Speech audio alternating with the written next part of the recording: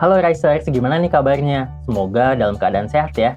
Kalau di video sebelumnya kita udah sama-sama belajar tentang apa aja potensi keuntungan dan kerugian dalam investasi saham.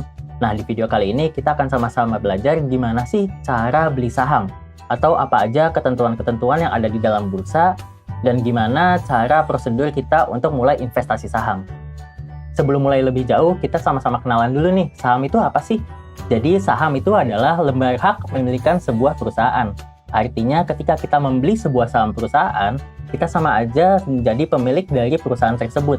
Contoh, misalkan saya beli sahamnya Indomie. Indomie ini kan produknya dari Indofood. Berarti sama aja saya menjadi pemilik dari perusahaan Indofood. Ciri khas dari perusahaan yang bisa kita beli sahamnya itu memiliki kode TBK di ujung nama perusahaannya. Contoh, misalkan Bank BCA. Nama perusahaannya PT Bank Sentral Asia Tbk. Atau Indofood, nama PT-nya Indofood CBP Sukses Makmur Tbk. Atau Antam, nama PT-nya Aneka Tambang Tbk. Nah, perusahaan-perusahaan yang ujungnya Tbk ini bisa kita beli sahamnya di bursa.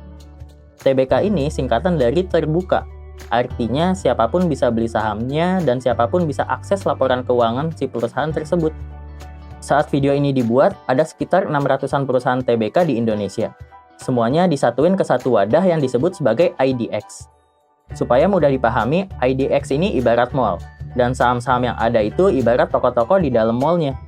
Sama seperti mall pada umumnya, ada jam buka tutupnya, ada aturan jual belinya, ada penjaganya, dan ada aturan-aturannya juga. Kita kan nggak bisa jam 12 malam mau beli sepatu misalkan, pasti mallnya juga udah tutup. Nah, di bursa juga ada jam perdagangannya. Nah, kita bisa beli atau jual saham cuman dari jam 9 WIB hingga 11.30 WIB. Ini biasanya disebut sesi 1. Dilanjut jam 13.30 hingga 15.00, ini disebut sesi 2. Jadi kita nggak bisa jam 12 malam tiba-tiba pengen beli saham Bank BCA. Terus Bang, misalkan saya mau beli saham Bank BCA, itu saya harus ke gedung IDX-nya, ke Bank BCA-nya atau lewat mana ya? Nah, sekarang kan zaman udah canggih, jadi kita kalau mau beli saham itu bisa lewat online teman-teman, jadi bisa lewat sekuritas.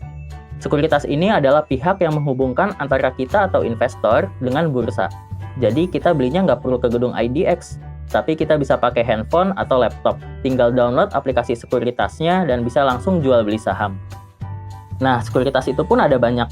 Yang paling banyak digunakan diantaranya ada Mirai Asset, IPOT, MNC Sekuritas, Ajaib, Stockbit, BNI Sekuritas, Mandiri Sekuritas, dan lain-lain. Sebenarnya nggak ada pembeda yang signifikan antara tiap sekuritas, tapi yang penting pilih sekuritas yang sudah lolos OJK. Persyaratan buka rekening sekuritas itu berbeda-beda.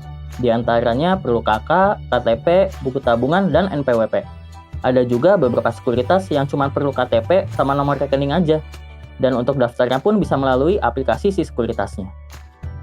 Dari konsep saham yang saya ibaratkan sebagai mall ini cukup jelas ya. Jadi saham-saham itu adalah tokonya, IDX atau bursa itu adalah mallnya. Dan cara belinya bisa pakai aplikasi sekuritas, dan ada jam perdagangannya juga.